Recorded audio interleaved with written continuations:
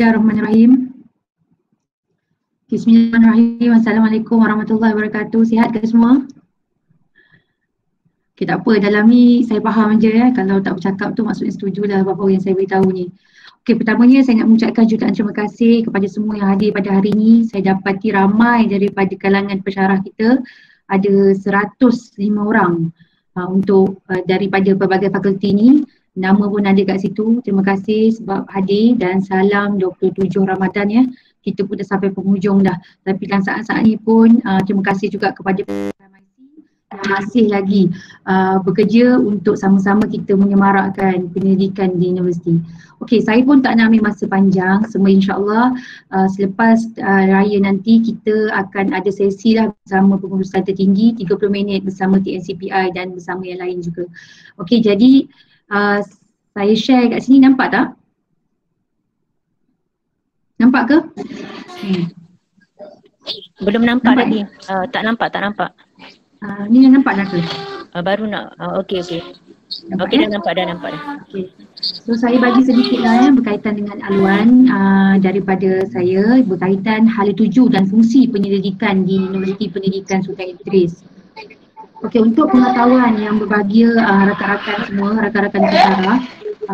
Okey, yang lain yang tak bercakap mungkin boleh minta mutekan mikrofon, boleh ke? Okey, berkaitan dengan kita sedia maklum ya tentang peruntukan dalaman universiti. Setiap tahun universiti memperuntukkan, ini merupakan komitmen universiti. Universiti akan cuba untuk memperuntukkan sehingga RM 2 juta bagi tujuan dana pendidikan universiti. Dan rakan-rakan pensyarah, saya percaya bahawa lihat tentang geran pendidikan universiti, basically kita ada 6 pendidikan universiti yang tertera tu. Dan hari ini RMIC akan terangkan berkaitan dengan GPU BP dan GPS. Kita ada juga GPUF iaitu Grant Pendidikan Universiti Fundamental, GPU Rising Star, Grant Galakan Pendidikan Universiti dan juga Grant Pendidikan Inovasi Pendidikan sesuai dengan niche kita sebagai Universiti Pendidikan nombor 1 ya.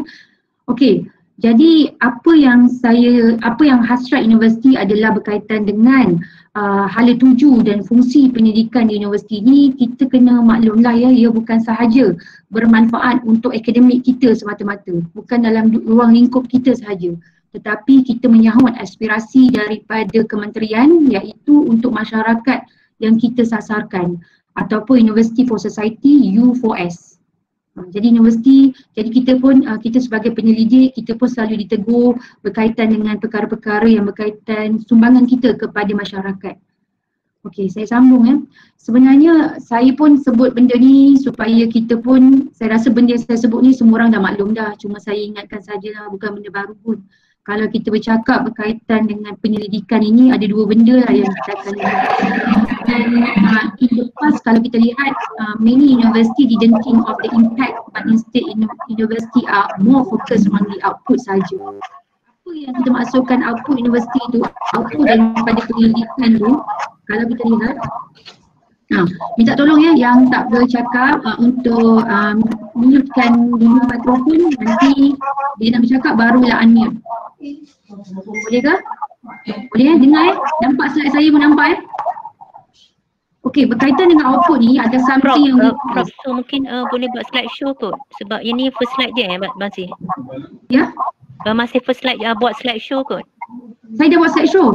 Saya nampak Okey, nampak. Cuma tadi tak bergerak kot tadi. Ini bergerak tak, Dr. Nojan? Ni nampak lah. Okey. Okey, saya buat slide show yang output dia. Okey, yang berkaitan dengan output ni kita sedia maklum lah, something like us. Contohnya publication lah, talent lah, student yang kita hasilkan dan new knowledge. Dan sekarang ni kalau kita perasan RMIC pun ada minta dari segi video-video pendek yang diharapkan dapat lebih mendekati masyarakat supaya mereka faham apa yang kita buat. Tetapi bila kita bercakap tentang impact ini yang selalu kita ditegur iaitu berkaitan dengan success of the research produce that benefit society and community at large. Itu yang kita tengah satu new paradigm jugalah. Dan ini pun bukan benda baru pun sebenarnya, benda yang sama juga. Cuma inilah yang kita less control, tak dapat nak control sangat. Kita cannot control dari segi impact. Saya pun harap kita sama-sama untuk buat research kita tahu ada ada output dan juga ada impactnya yang perlu kita beratkan.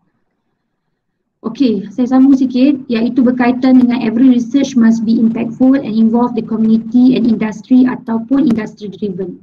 Jadi untuk kita engage dengan community dan industri, kita kena identify the issue related to the community dan industri dari awal lagi pendidikan kita.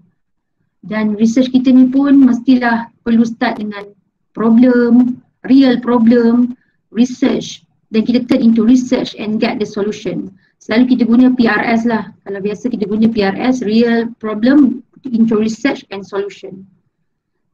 Jadi kalau saya pun nak kenalkan jugalah tagline baru kita lah, UPSI and School are one, UPSI and Community are one. So apa yang kita buat mestilah bermanfaat kepada community, bermanfaat kepada sekolah, bermanfaat kepada industri. Boleh ya rakan-rakan pensyarah ya? Nampak ya ini bergerak Dr. Nurjan? Masih slide tadi. Oh ya ke?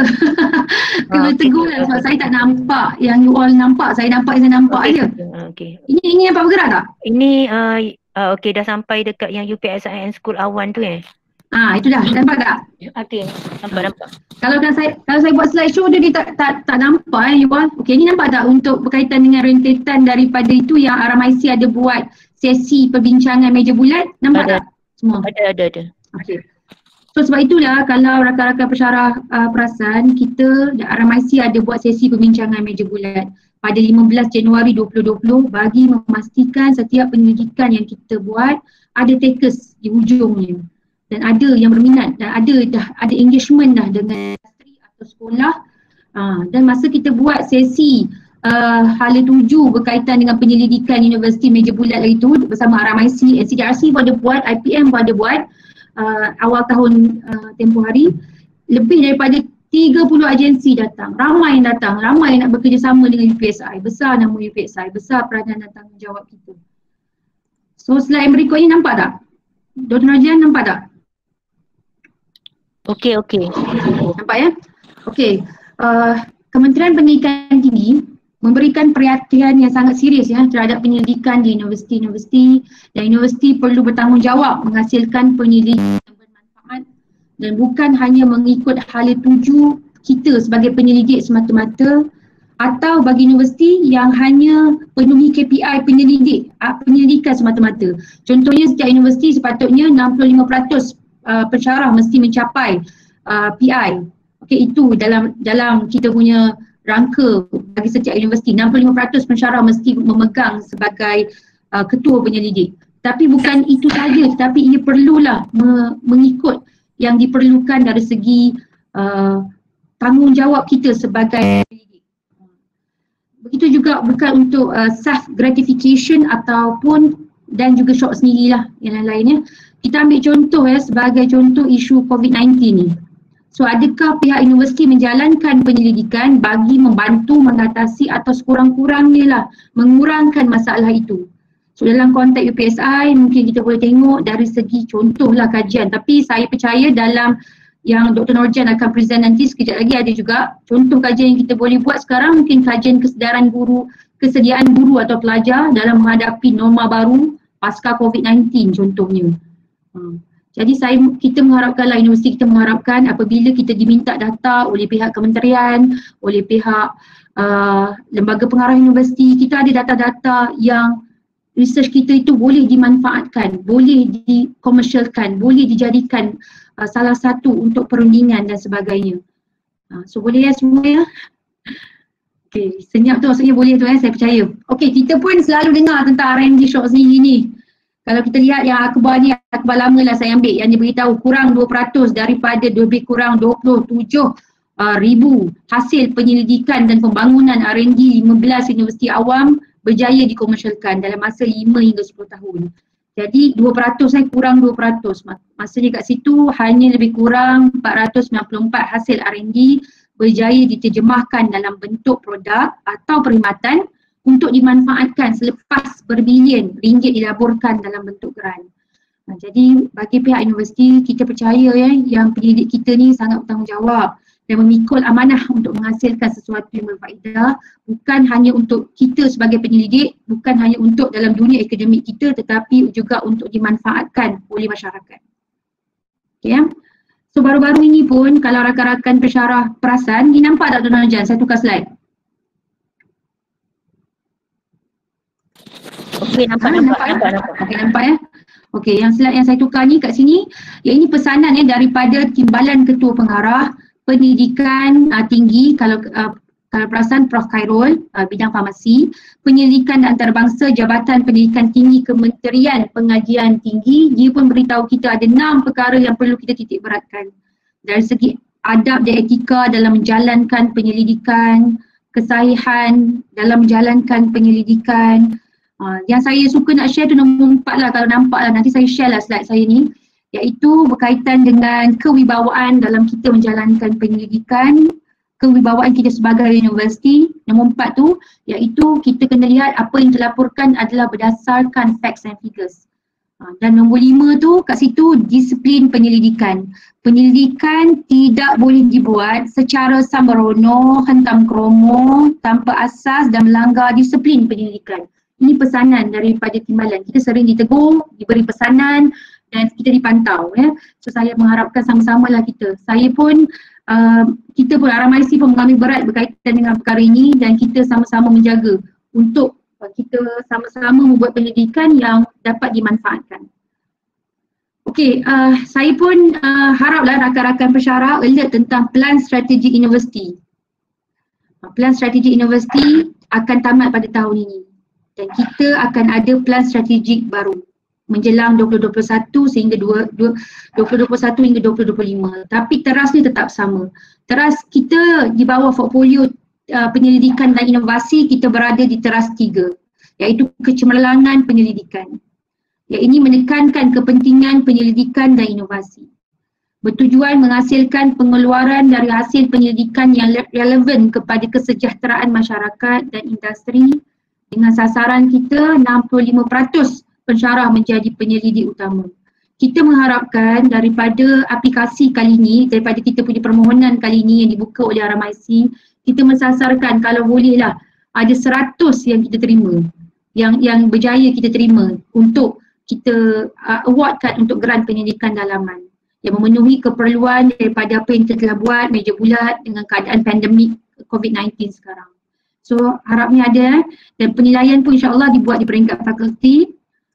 Okey, ini juga saya nak share lah, inilah pengukuran yang universiti lihat untuk setiap apa yang kita buat. Yang ini akan merupakan KPI daripada pihak menteri, KPI daripada untuk tujuan keterlihatan university for society, untuk QS ranking, semua sekali.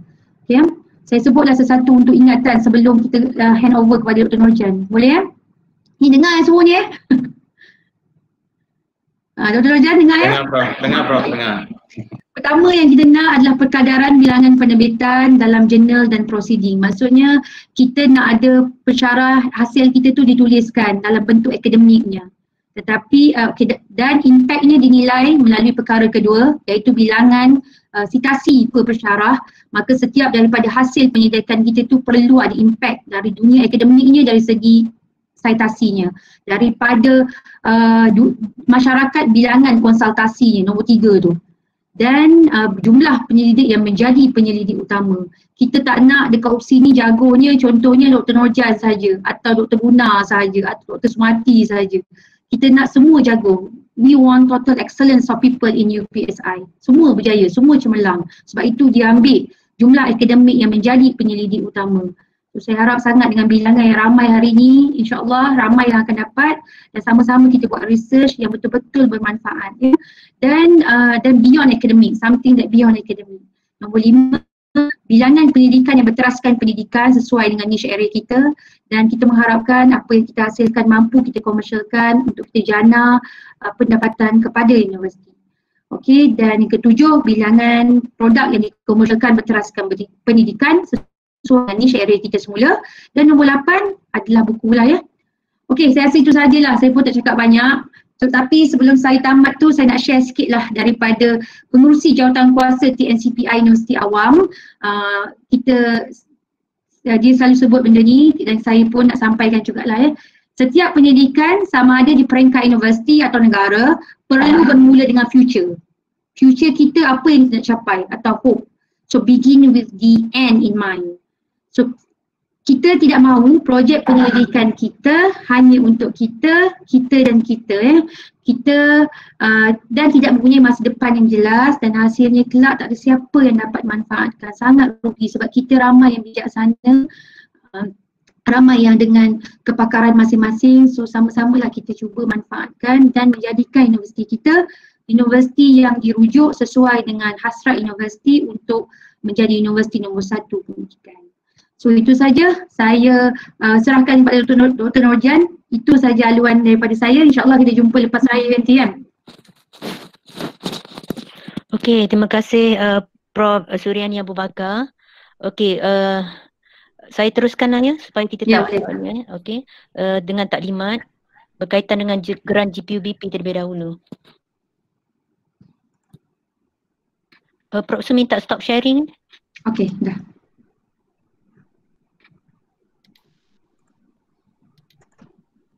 Dr. Nurjan saya dah stop. Ya, okey, okey ya.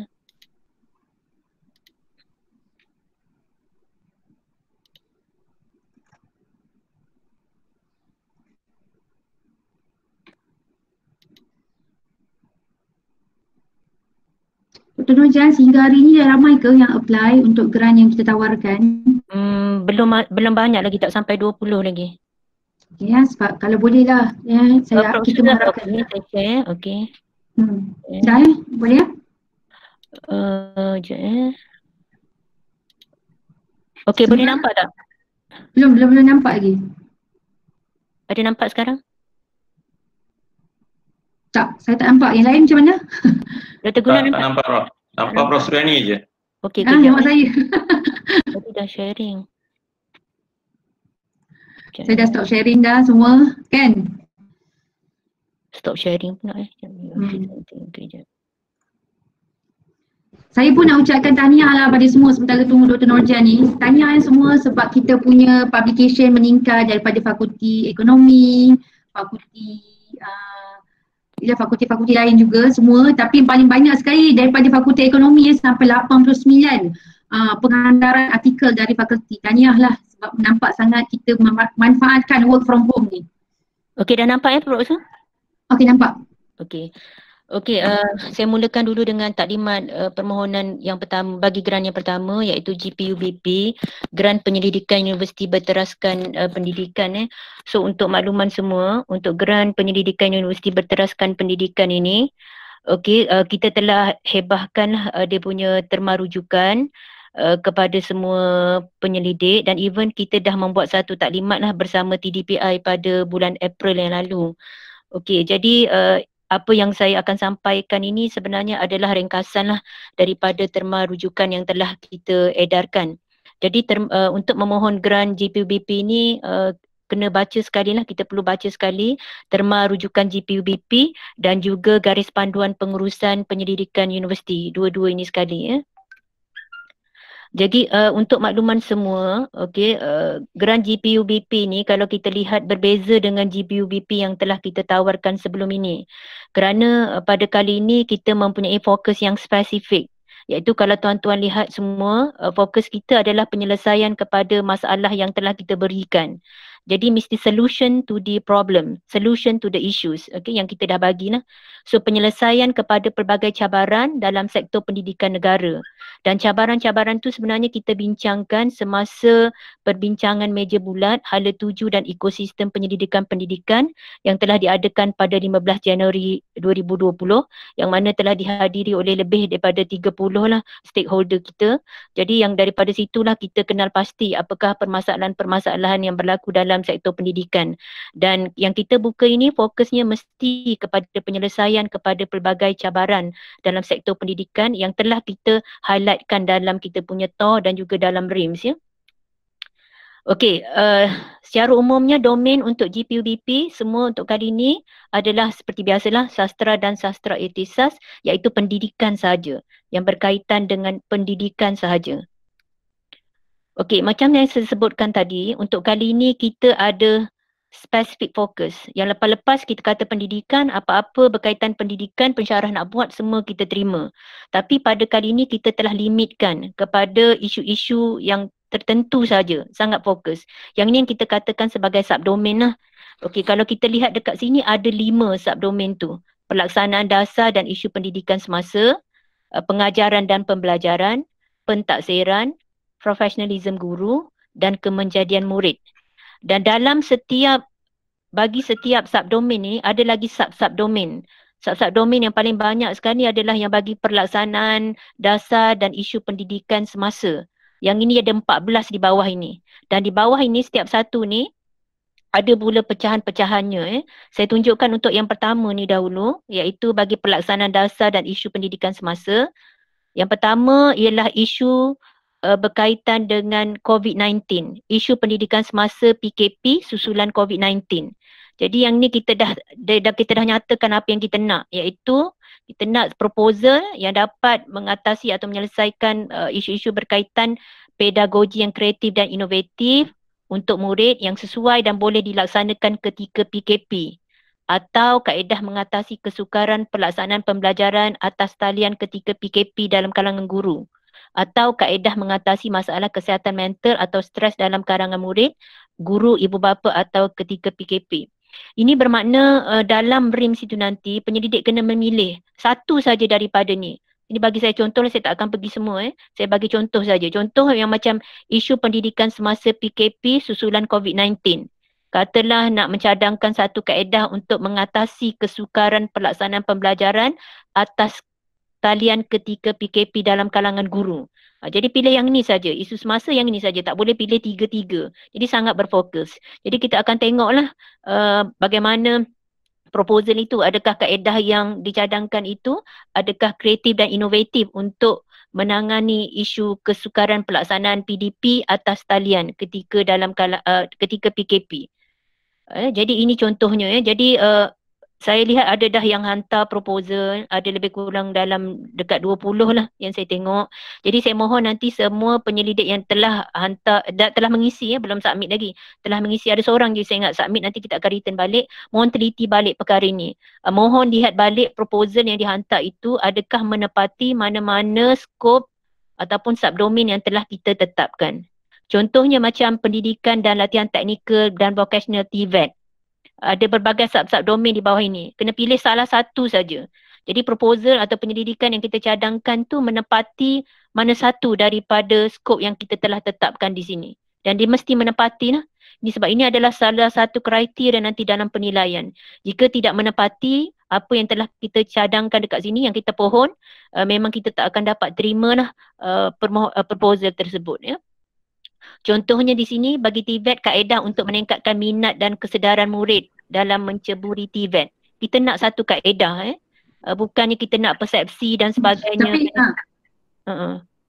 Tapi untuk pengetahuan penyelidik juga, sebenarnya kita pun dah minta TDPI untuk bersama sekali bantu dan jelaskan berkaitan apa. Contoh kalau daripada TVET, Dr. Azlina ada ya pagi ni? Dr. Azlina ada. Untuk tolonglah tengok semula sebab penilaian kali ini akan dibuat di peringkat fakulti. Okey? So teruskan Dr. Najal. Okey, jadi kena very specific fokus lah. Mana kena pilih satu saja dalam RIMS, dalam proposal yang diisi melalui RIMS tu, pilih satu saja. Jadi mesti menepati lah dengan proposal yang kita tulis. Maknanya bila kita tulis proposal tu, kita memang dah tengok dulu kita nak come out dengan proposal research kita yang mengikut fokus yang mana. Contohnya kalau pendidikan STEM, kaedah untuk meningkatkan minat dan kesedaran murid. Kaedah atau intervensi untuk meningkatkan kepakaran guru STEM. PDPC yang dapat menarik minat murid terhadap STEM. Jadi itu, pilih salah satu saja. Begitu juga dengan pendidikan B40 contohnya. Kaedah untuk memperkasa pendidikan dalam kalangan pelajar B40 atau kaedah untuk meningkatkan kesedaran dan peranan komuniti B40. Jadi semua ni sebenarnya yang kita dapat ini bukan kita reka-reka sendirilah. Ini adalah hasil daripada perbincangan bersama dengan stakeholder semasa meja bulat tersebut lah. Jadi ini adalah antara isu-isu yang dilihat perlu kita tangani lah dalam sektor pendidikan kita. Begitu juga pendidikan khas, intervensi menangani isu keselamatan murid pendidikan khas di sekolah, kaedah untuk menangani isu nisbah guru kepada murid yang rendah, kaedah untuk meningkatkan pemahaman atau mengatasi kelemahan pelaksanaan dasar pendidikan inklusif dan sebagainya lah ya di situ. Dan kalau kita lihat macam saya kata tadi, di bawah subdomen pelaksanaan dasar dan isu pendidikan semasa ada 14 semuanya, iaitu pendidikan orang asli, pendidikan bahasa, pendidikan agama dan tahfiz ya. Contohnya kaedah untuk meningkatkan penaklukan dalam kalangan pelajar tahfiz ya. Dan sebagainya lah. Contohnya pendidikan alam sekitar, kaedah untuk meningkatkan amalan 3R. Ya kaedah ya, bukan kita buat CSR, kita jalankan aktiviti bersama komuniti, tapi apa kaedah yang kita gunakan itu yang kita kena highlightkan ya. Kemudian dasar dan falsafah pendidikan, kaedah untuk meningkatkan peranan dan kesedaran ibu bapa, kaedah untuk mewujudkan komunikasi berkesan di antara pihak ibu bapa sekolah dan kementerian. Seterusnya beban tugas guru penyalahgunaan dadah, kesaksamaan gender, kaedah untuk meningkatkan kesedaran masyarakat terhadap isu keganasan. Kaedah ya, bukan nak study tentang kesedaran persepsi masyarakat terhadap isu keganasan, tak tapi kaedah untuk meningkatkan. Kemudian kesan persekolahan di rumah dari perspektif falsafah pendidikan negara. Jadi kalau kita lihat di sini, yang kita pohon daripada penyelidik adalah satu proposal yang mana penyelidik dapat mencadangkan penyelesaian kepada cabaran-cabaran dalam pendidikan yang telah kita highlightkan isu-isunya di sini ya. Okey, selain daripada itu saya pergi kepada yang pertama tadi. Okey. Jadi itu adalah di bawah pelaksanaan dasar dan isu pendidikan semasa. Kemudian berkaitan pengajaran dan pembelajaran juga ada subdomen ni, iaitu pedagogi yang kreatif dan inovatif untuk pembelajaran abad ke-21, kaedah memperkasakan PDPC melalui teknologi maklumat dan komunikasi, kaedah untuk memperkasakan buku teks sebagai bahan bantu mengajar di sekolah, dan untuk pentaksiran, subdomen pentaksiran, pembangunan pentaksiran alternatif, kaedah meningkatkan kompetensi guru dalam pelaksanaan pentaksiran, dan seterusnya lah professionalism guru, iaitu kaedah untuk melahirkan guru masa hadapan atau scholar teacher, kaedah untuk meningkatkan penggunaan teknologi maklumat dalam pengajaran bagi pengajaran dalam kalangan guru, pembangunan pentaksiran berasaskan prestasi untuk guru dan lain-lain lah.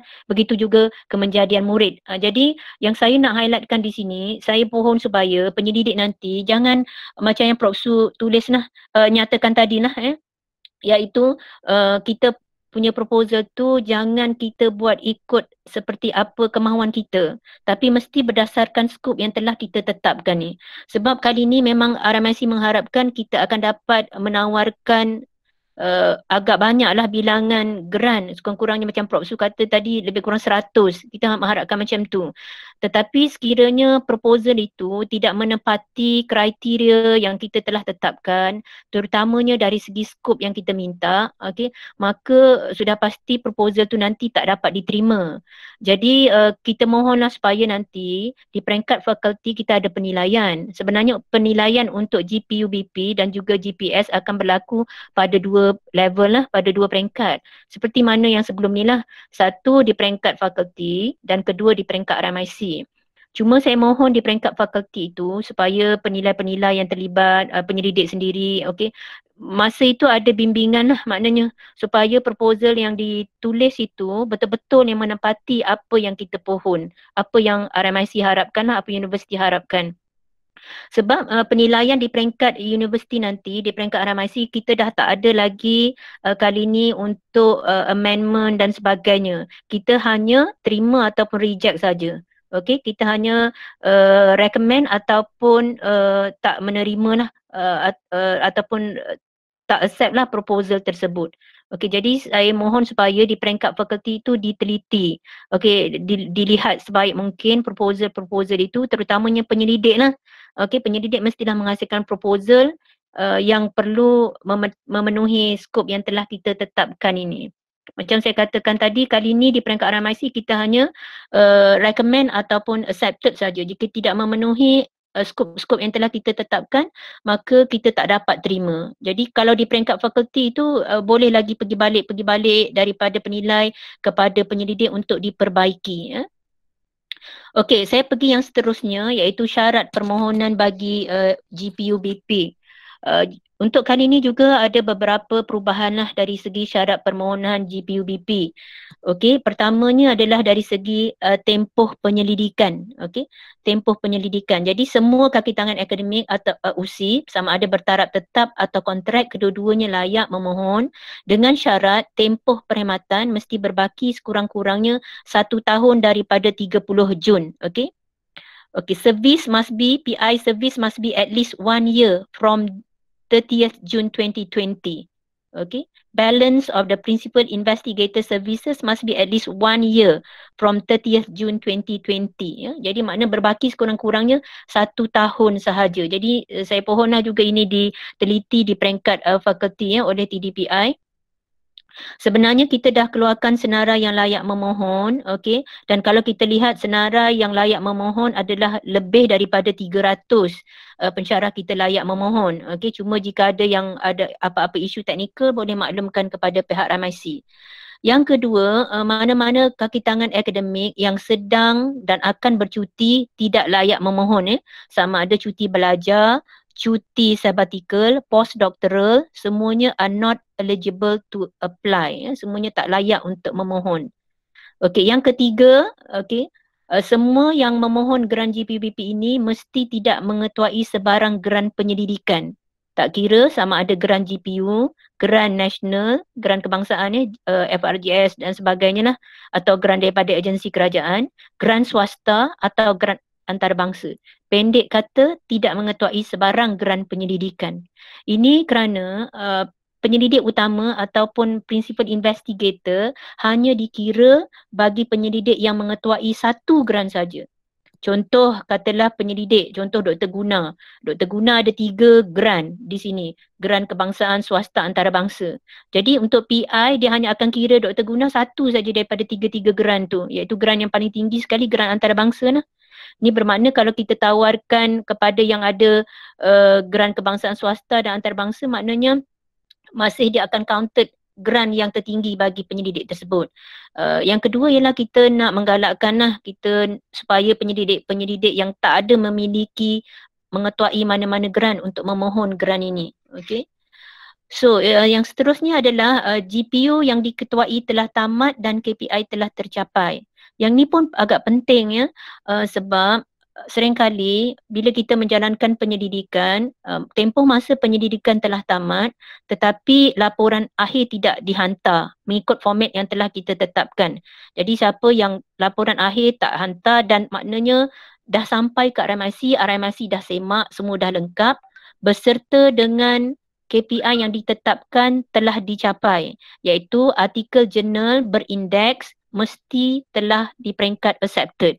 Jadi mana-mana yang mungkin penyelidik dia kata kenapa nama dia tak ada, mungkin kena semak balik, okey, boleh rujuk dengan TDPI atau dengan RMIC, sama ada mungkin laporan akhir masih tidak sampai ke RMIC, tidak lengkap, ataupun KPI iaitu artikel jurnal berindeks hanya di peringkat submitted saja, bukan accepted.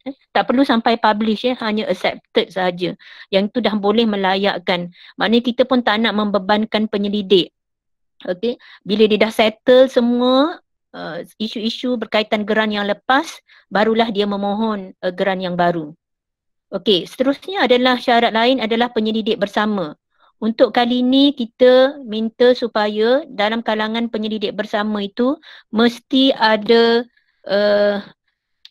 sekurang-kurangnya seorang penyelidik bersama dalam bidang kepakaran yang sama, dan juga mempunyai daripada fakulti yang sama, mempunyai kepakaran yang sama dan juga daripada fakulti yang sama. Jadi penyelidik bersama, okey, maksimum 3 orang penyelidik bersama. Termasuk ketua penyelidik jadi 4 orang. Saya harap ini clear penyelidik bersama maksimum 3 orang. Termasuk ketua penyelidik jadi 4 orang.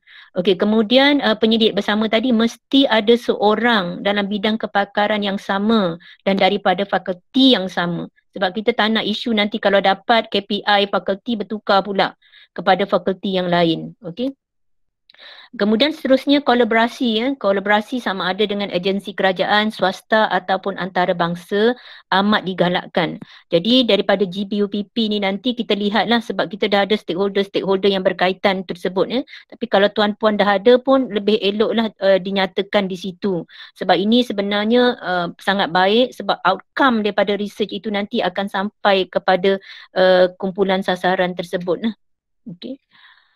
Okey, sebab kita membuka permohonan GPUBP ni serentak dengan GPUS. Okey. Jadi ada yang mungkin bertanya, adakah saya boleh memohon GPS dalam masa yang sama? Boleh memohon selagi syarat-syarat yang setelah saya sebutkan sebelum ni tadi dipenuhi. Jadi dibolehkan, tetapi perlu memilih salah satu sekiranya berjaya. Katalah dua-dua dapat, GPU dapat, GPS pun dapat. Jadi pilih salah satu sahaja nanti, tak boleh pilih dua-dua.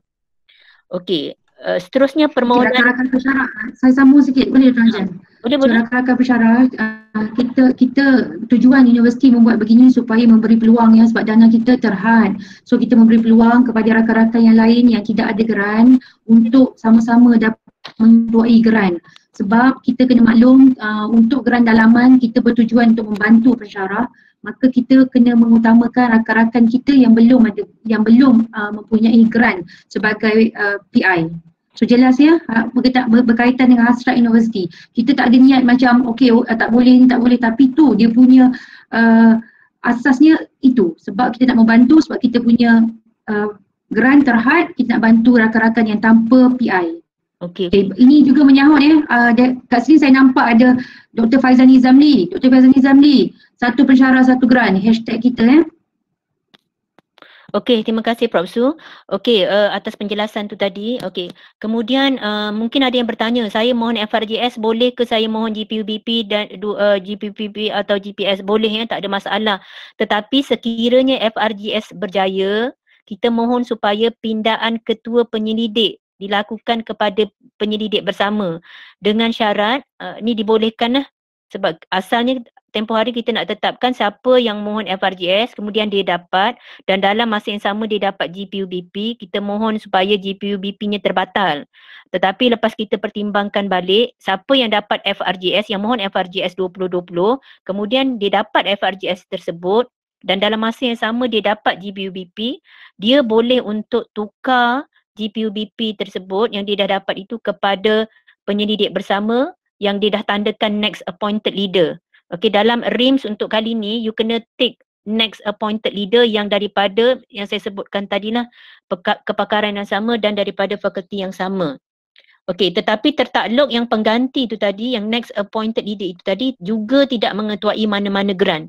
Ini yang seperti Prof. Su hasratkan tadilah, universiti hasratkan tadilah iaitu kita punya bajet adalah limited. Jadi kita nak supaya semua penyelidik mengetuai at least satu geran. Kemudian berkaitan etika penyelidikan. Oleh kerana geran yang kita tawarkan ini melibatkan subjek manusia, saya percaya bahawa kebanyakan daripadanya mestilah tertakluk kepada etika penyelidikan berkaitan penyelidikan manusia lah. Jadi sekiranya ada tolong tik dan juga perlu laporkan, kalau berjaya perlu laporkan nanti dalam laporan kemajuan 1 tentang progres permohonan etika penyelidikan, permohonan etika penyelidikan manusia ya.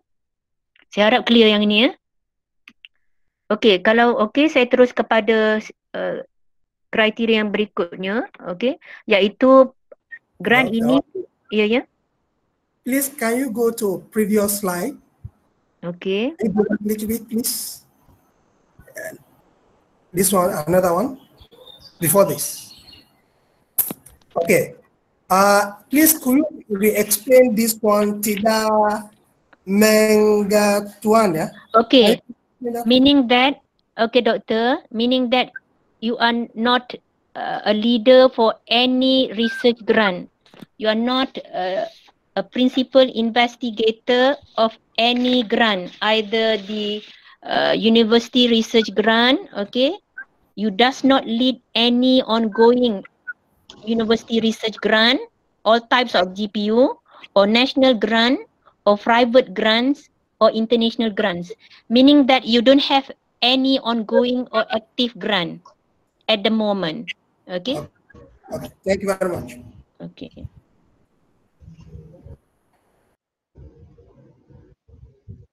Alright, okay.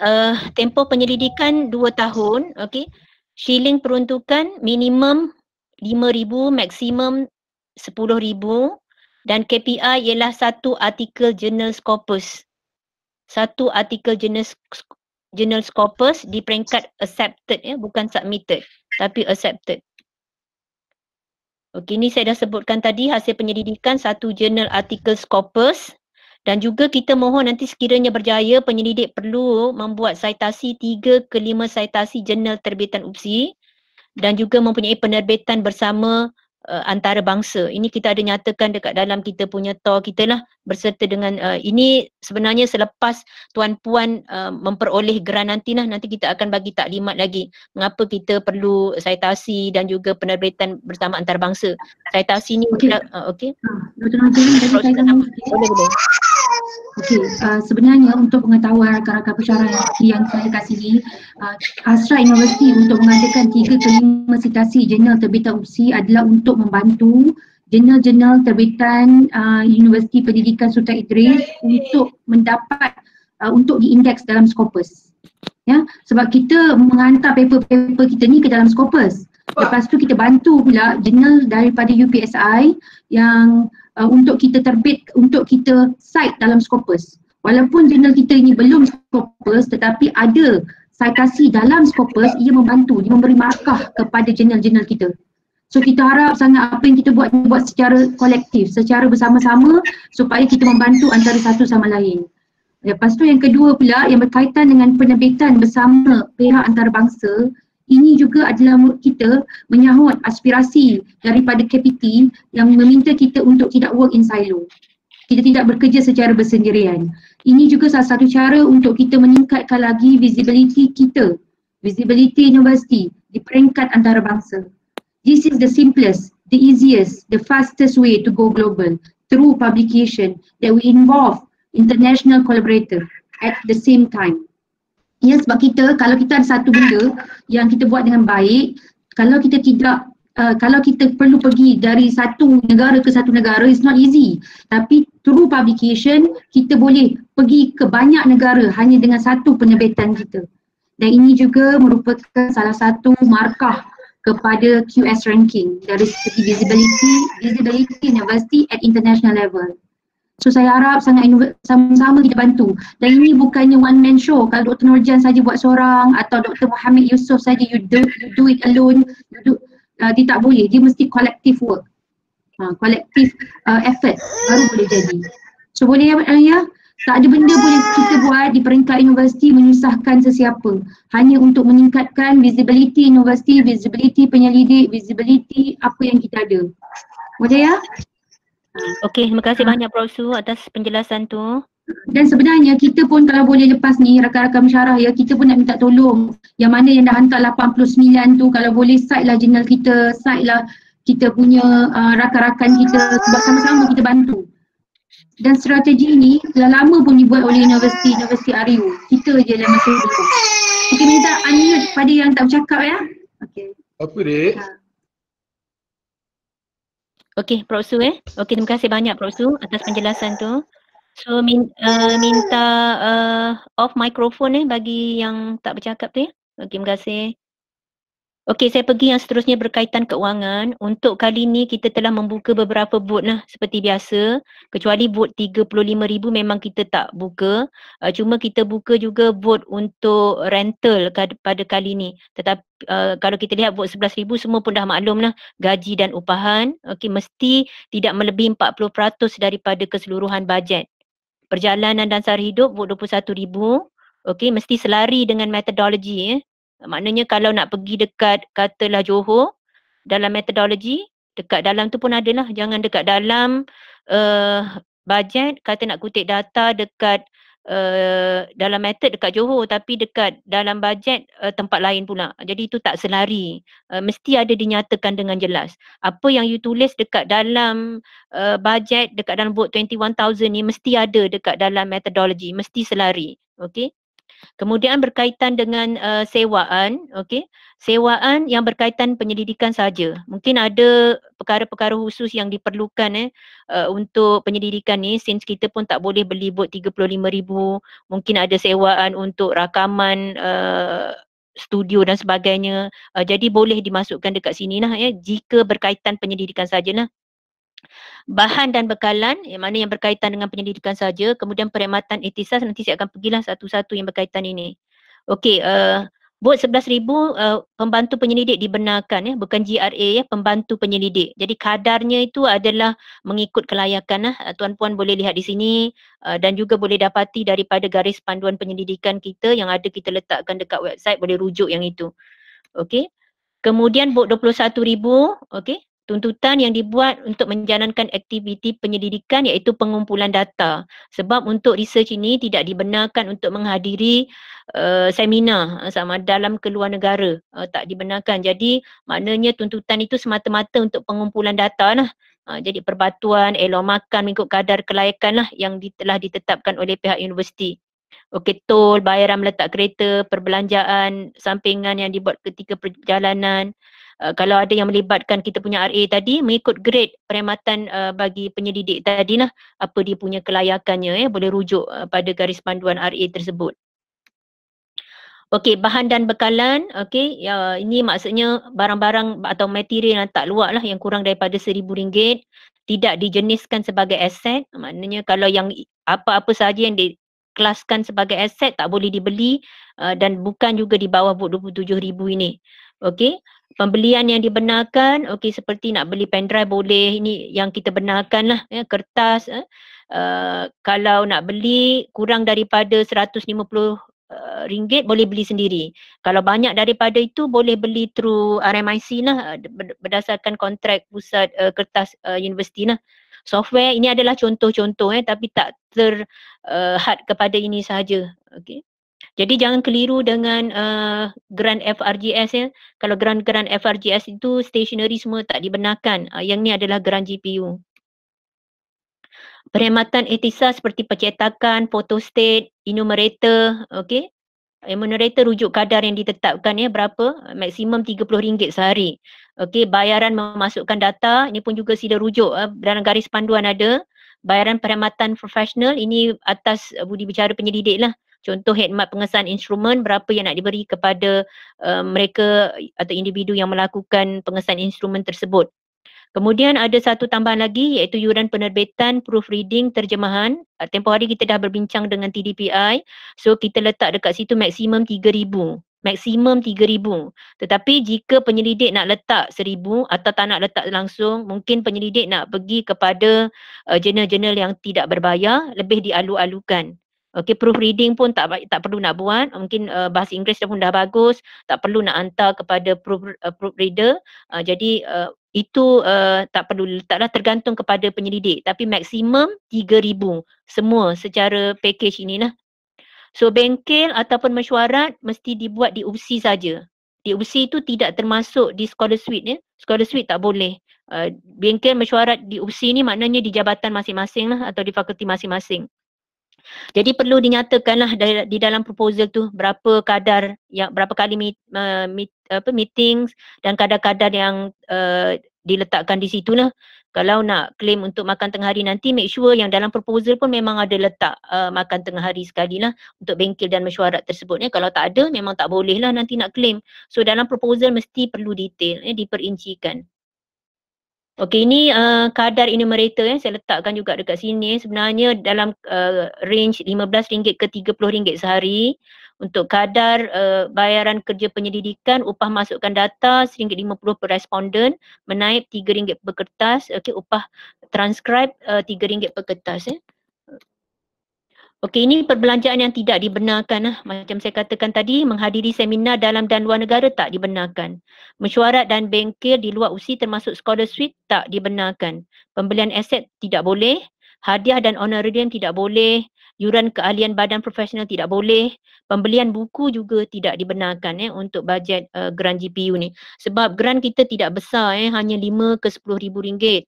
Okey, jadi tak mungkinlah kita untuk melakukan perkara-perkara ni untuk kita tanggung dalam grant kita.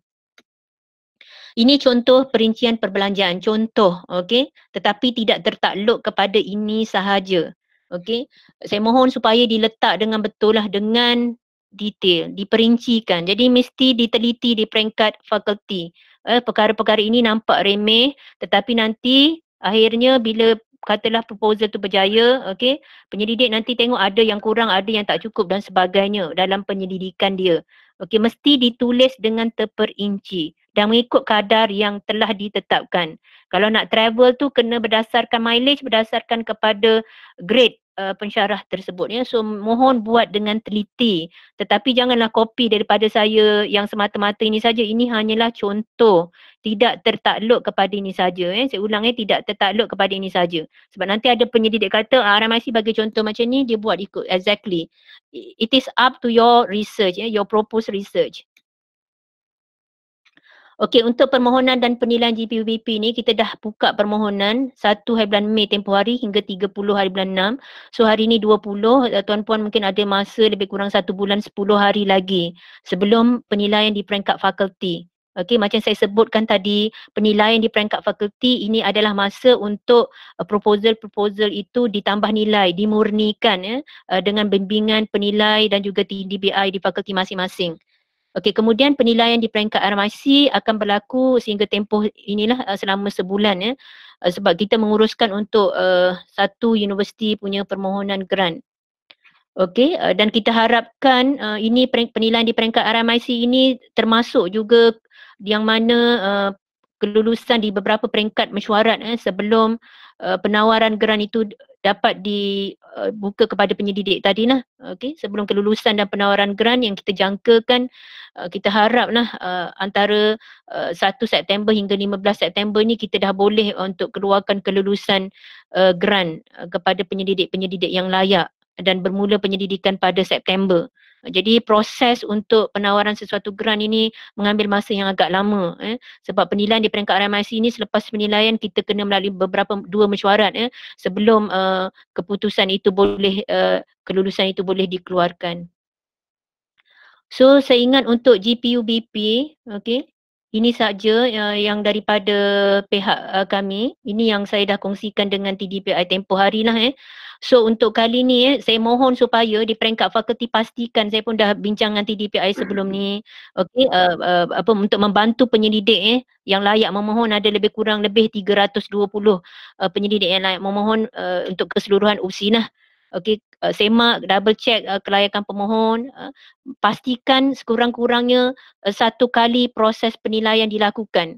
Ini bermakna sekurang-kurangnya penyelidik dah hantar permohonan, okey, hantar kemudian dinilai oleh penilai di peringkat fakulti, kemudian dikembalikan kepada penyelidik untuk pemurnian, kemudian baru disemak semula oleh penilai sebelum disubmit kepada RMIC oleh pihak fakulti. Jadi kita mohon ini sekurang-kurangnya 1 kali. Sekurang-kurangnya 1 kali. Tetapi saya ingat kalau tempoh sebulan tu lebih daripada 1 kali boleh, tergantung kepada berapa tempoh masa yang diberikan oleh fakulti untuk setiap penilai dan juga penyelidik untuk memurnikan penyelidikan masing-masing. Yang ini saya pulangkan kepada fakulti lah. Tapi yang kita nak dalam tempoh 1 bulan tersebut sehingga 30 Jun selesai proses penilaian di peringkat fakulti. Okey. Ini juga penting, saya dah sebutkan tadilah skop tu sangat penting sebab saya dah lihat yang masuk draft tu tadi ada banyak yang tidak menepati kriteria yang telah kita tetapkan, yang kita kata skop tidak ada lagi dah research yang kita mengikut apa yang kita nak tetapi untuk GPUBP ni tolong patuh kepada skop yang telah kita tetapkan tadi. Okey, kalau tak tetap daripada awal-awal di peringkat fakulti kena bantu penyelidik supaya mereka baiki, supaya menepati skop tersebut. Okey, juga tadi memastikan semua maklumat dalam RIMS diisi dengan lengkap. Kita tak nak ada yang hantar tu ada maklumat-maklumat yang tidak lengkap lah yang dihantar oleh pemohon. Okey.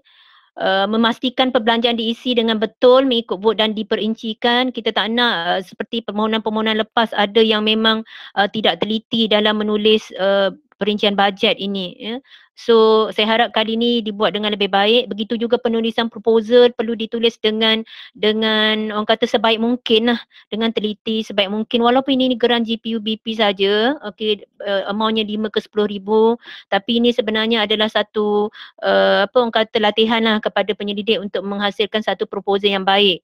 Kita pun tak nak macam proposal tu dibuat dengan tergesa-gesa. Sebab itu kali ni RMIC membagi masa yang agak lama, selama 2 bulan untuk penyelidik untuk menyediakan proposal tersebut. Jadi saya harap dengan masa yang agak panjang yang kami berikan itu tidak ada lagi permohonan di saat-saat akhir. Kerana permohonan di saat-saat akhir ni lagi 2-3 hari atau sehari lagi nak tutup baru nak hantar permohonan. Jadi kualiti proposalnya itu adalah kualiti untuk 1 hari 2 hari punya lah. Jadi kita tak nak itu berlaku. Okey. Dan kita tidak akan, lagi saya maklumkan di sini, kita tidak akan ada pelanjutan masa. Sebab kita sangat terhad masa kita. Walaupun kita dah buka 1 Mei itu paling cepat pun kita boleh tawarkan adalah pada September. Jadi tidak ada perlanjutan masa, tidak ada pelanjutan masa. Tak perlu nak minta lagi lah sebab kita dah bagi satu tempoh masa yang memang mencukupi untuk penyelidik membuat proposal yang baik. Okey. Kemudian pihak RMIC berhak menolak semua permohonan daripada fakulti sekiranya terdapat perkara yang tidak dipatuhi. Sekiranya kita lihat bahawa contohnya penyelidikan itu tadi, proposal itu tadi tidak dinilai di peringkat fakulti, terus saja hantar ke RMIC sebagai contoh, maka kita tak akan consider lah permohonan itu, dan kita akan lihatlah fakulti-fakulti yang tak melakukan penilaian dengan sebaiknya ini. Kita harap ini tak berlaku lah. Semua TDPI kita pemaklum bekerja keras untuk memastikan semua penyelidik-penyelidik kita yang masih lagi belum mengetuai grant supaya mereka ada mengetuai grant pada tahun ini. Okey, ada apa-apa pertanyaan sebelum saya pergi kepada GPS? Salam Doktor. Ya. Apa ni, ada pertanyaan untuk yang untuk macam sekarang ni. Saya stop sharing kot, stop sharing. Okey, saya stop sharing. Lepas tengok dekat situ sebab saya tak nampak lah kat tu. Perjalanan untuk apa ni, collect data internegeri kan, macam mana prosedur dia? Dalam keadaan apa berjalan. Kejap. Perjalanan untuk collect data antara negeri Ini kita kena tengoklah pada situasi tu, pada situasi September tu nanti macam mana. Okey, pada situasi September tu nanti kita akan tengok apa peraturan yang dikeluarkan pada waktu itu nanti. Kita nak cakap sekarang pun susah juga. Okey. Tetapi buat masa sekarang semula kita harus lakukan secara dalam talian ya. Memang tidak ada aktiviti face to face. Kita dimaklumkan sehingga hujung tahun ini. Sehingga hujung tahun. Ya. Prof. Ya. Tapi kalau kita tengok secara logiknya, pengumpulan data akan berlaku next year. Okay. Sebab kita akan offer in September, Oktober. Takkan ada penyelidik nak collect data dalam tahun ni. So pengumpulan data sure will be happen in next year. So kita tengok keadaan masa tu. Okay. Terima kasih. Okay. Cuma saya ingatkan penyelidik pun kena take into consideration dalam keadaan PKP ni nanti mungkin keadaan yang sama berlanjutan. Mungkin dalam proposal tu pun dah boleh fikirkan macam mana kaedah pengutipan data dalam situasi yang macam ni. Okay, supaya nanti memudahkan penyelidik jugalah. Okay. Apa langkah-langkah yang penyelidik nak kena buat. Jadi kalau perlu observation, macam mana nak buat observation tersebut. Jadi perlu itu diambil kira dalam penulisan proposal. Maknanya itu adalah worst scenario lah yang mungkin akan berlaku jika perkara ini berlanjutan. Untuk yang keadaan sekarang, bagi penyelidikan yang sekarang ini kita tertakluk kepada Kementerian Pengajian Tinggi. Saya dimaklumkan hari itu yang MKN war-warkan macam post graduate semua dah boleh memulakan penyelidikan. Namun kita masih menunggu lagi garis panduan yang jelas daripada KPT. Once kita dah ada garis panduan yang jelas berkaitan dengan bagaimana perlaksanaan penyelidikan itu nanti, kita akan kita akan semaklah melihat kesesuaian di universiti kita dan kita akan maklumkan kepada semua penyelidik. Tapi setakat ini macam tu lah, semuanya adalah online lah kalau untuk survey. Cuma yang isu-isu yang macam perlu ke sekolah, sekolah pun tak buka, nak buat observation. Jadi saya ingat perkara-perkara tu dalam proposal yang nak dirangka ni nanti pun telah diambil pertimbangan itu. Macam mana nak lakukan tu. Worst scenario mesti kita design daripada awal lah. Assalamualaikum Dr. Abu Zarim. I think that a new norma of method doing research pun dah kena fikirkan dalam proposal. So mungkin macam yang Dr. Nurjan cakap tadi itulah, a new norma yang penyelidik kena buat a new approach lah untuk kita apply pada GPU kita. Baik Prof, terima kasih banyak. Okay, thanks Prof Tajun. Okey, kalau tak ada apa-apa, saya nak sharekan juga berkaitan dengan GPS. Boleh? Ke ada nak bertanya lagi? Dr. Nurjan dan ahli Dr. semua. Ya. Doktor, saya sebenarnya sekarang tengah dilema ni sebab geran inovasi yang di-apply pada tahun lepas sampai sekarang dia tak buat sesi pitching lagi. So macam tergantung. So saya takut juga kalau saya tunggu yang geran inovasi tapi last geran inovasi tu tak dapat dan saya terlepas peluang untuk nak apply untuk GPU BP ni. So mungkin boleh bagi sedikit cadangan atau pandangan Dr. Nurjan macam mana? Okey, seingat saya yang geran inovasi ni di bawah unit perundingan dan pengkomersialan masih belum lagi di award kepada mana-mana penyelidik. Sekiranya doktor masih lagi tertakluk daripada syarat-syarat yang saya sebutkan di peringkat awal tadi, kalau doktor layak dari segi syarat-syarat itu, doktor layak memohon. Maksudnya kalau ada GPU lain yang tengah berjalan tak boleh kan, tapi kalau GPU semua settle boleh apply. Kalau geran inovasi dia bukan duduk di bawah GPU kan, maksud saya GPU BP. Okey, geran inovasi bukan di bawah GPU BP, dia geran inovasi khusus untuk inovasi lah. Cuma buat masa ni doktor ada mengetahui apa-apa geran tak? Untuk geran inovasi adalah, tapi untuk geran GPU habis dah. Oh, doktor sekarang ada mengetahui geran inovasi? Yang 2 tahun lepas sebab tersangkut dekat penerbitan tak settle lagi. Okey, ini bermakna doktor tak boleh mohon lagi lah doktor? Untuk yang geran inovasi kalau tak settle pun tak boleh apply untuk GPU BP ke? Sebab tadi saya nampak syarat untuk kan? GPU saja. Ini geran inovasi yang dulu kan? Ya. Itu di bawah GPU juga, termasuk semua jenis GPU. Itu juga semua jenis GPU. Minta maaf ya doktor. Okey. Sebab tadi nampak syarat tu tulis GPU. So tak pasti geran inovasi tu GPU tu maknanya geran penyelidikan universiti. Geran penyelidikan universiti ni ada banyak jenis. Salah satunya adalah geran inovasi lah yang kita tawarkan bersama PPA tempoh hari kan. Okey doktor. Okey. Alright. Doktor Nur, terima kasih. Doktor Nurjan nak tanya. Ya. Kalau mengetuai geran NCDRC tak boleh mohon lah? Geran NCDRC. Geran NCDRC pun tak boleh mohon juga. Okey. Termasuk juga. Okey. Terima kasih. Okey. Yang geran-geran berdaftar. Okey. Ada lagi?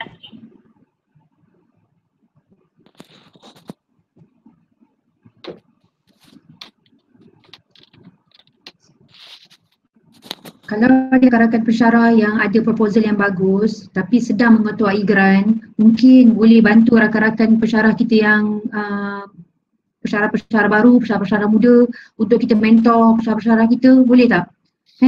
Sebab kadang-kadang pensyarah-pensyarah kita yang baru pun dia masih lagi perlu bantuan daripada kita yang senior. So saya mengharap jugalah bantuan daripada pensyarah-pensyarah macam Dr. Lee Tian Tian kan, dalam pendidikan memang pendidikan sains, jadi boleh bantulah yang rakan-rakan lain. Boleh Dr. Lee Tian Tian? Boleh. Mungkin yang ada yang tak layak memohon tapi ada proposal tu boleh jadi sebagai bank proposal. Dari semasa ke semasa kita sentiasa ada hebahkan macam geran-geran lah yang boleh dipohon ni, geran-geran luar. Sama ada geran swasta, geran daripada agensi kerajaan atau geran antarabangsa. Jika bersesuaian itu boleh digunakan untuk memohon geran-geran tersebut lah. Okey. So kalau tak ada apa, saya nak kongsikan pula berkaitan dengan GPS ya, matching grant. Okey, boleh proceed yang tu lah ya. Tak ada apa-apa lagi.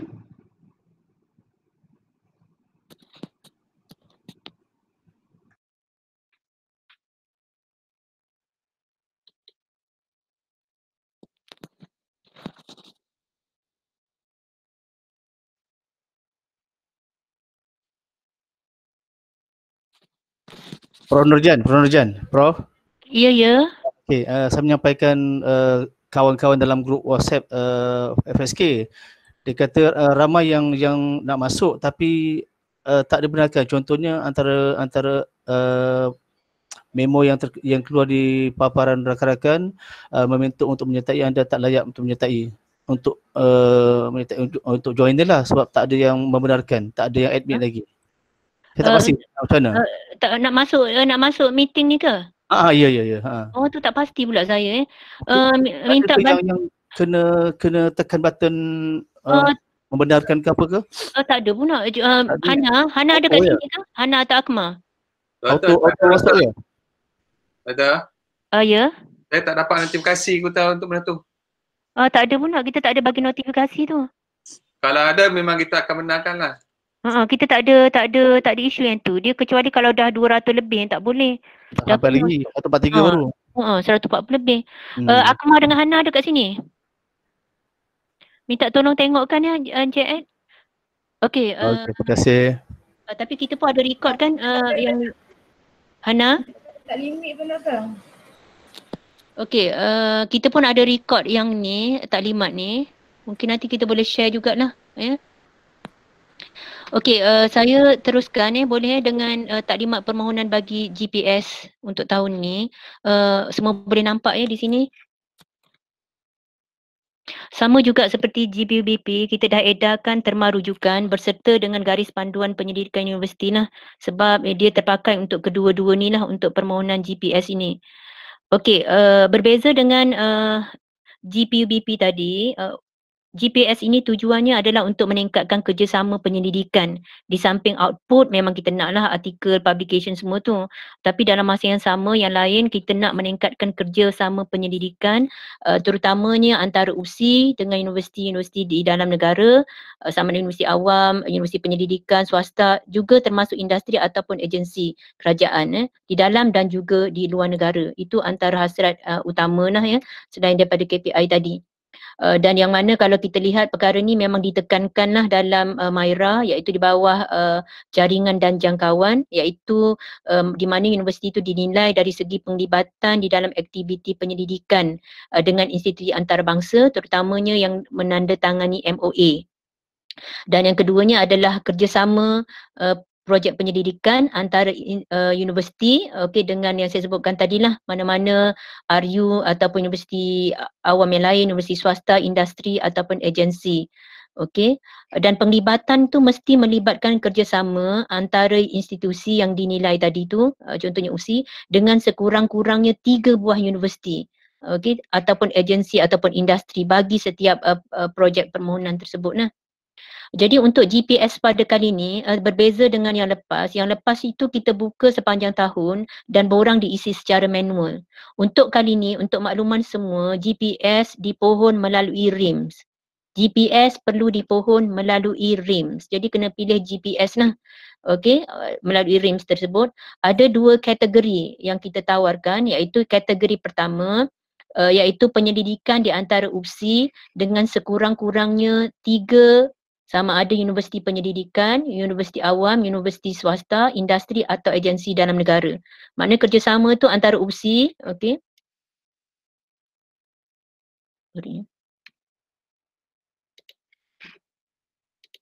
kerjasama tu antara UPSI dengan mana-mana 3 mesti 3 institusi lain. Sama ada RU, universiti awam, universiti swasta, industri ataupun agensi dalam negara. Ini untuk kategori yang pertama. Untuk kategori yang kedua adalah antara UPSI dengan mana-mana universiti atau agensi atau industri luar negara. Dan universiti, kalau universiti itu mestilah terdiri daripada ahli KPO lah. Universiti itu mestilah universiti yang termasuk di dalam kita punya ahli KPO.